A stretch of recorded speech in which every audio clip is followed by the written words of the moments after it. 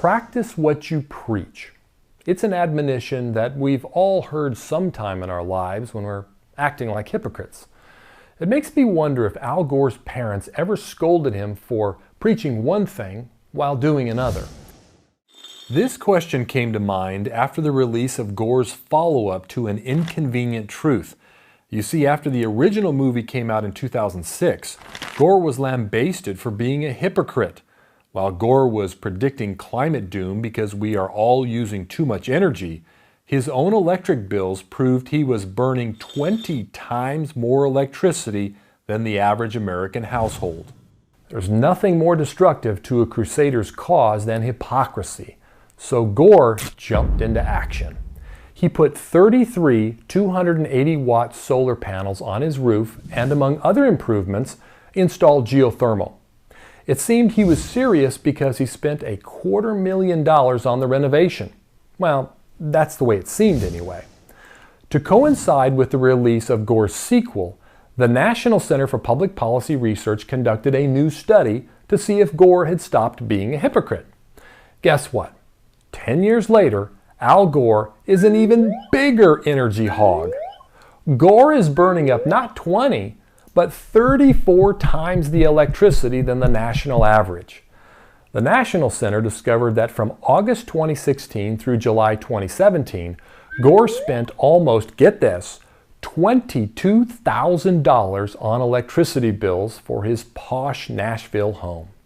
Gore uses so much electricity, all those solar panels provide less than 6% of his power consumption. And by the way, Gore owns at least 2 other large homes, and they were not included in this analysis. Some folks want to give Gore a pass because his home is huge, more than 10,000 square feet. But that argument doesn't hold up.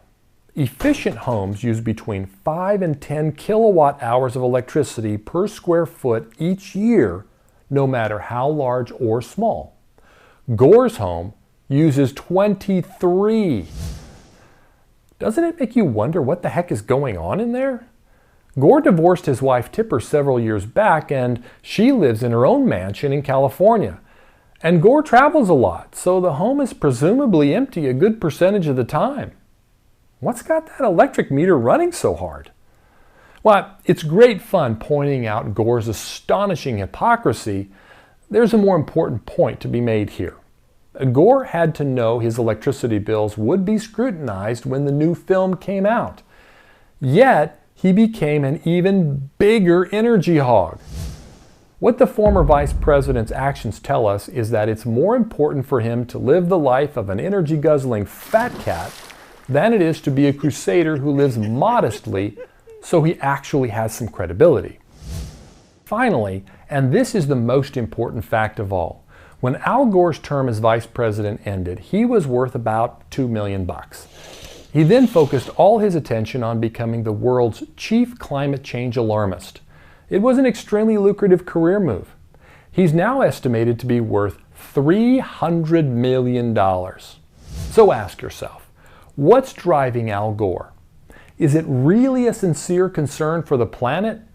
Or is sounding the alarm about climate change a great way to get rich? Power on, America.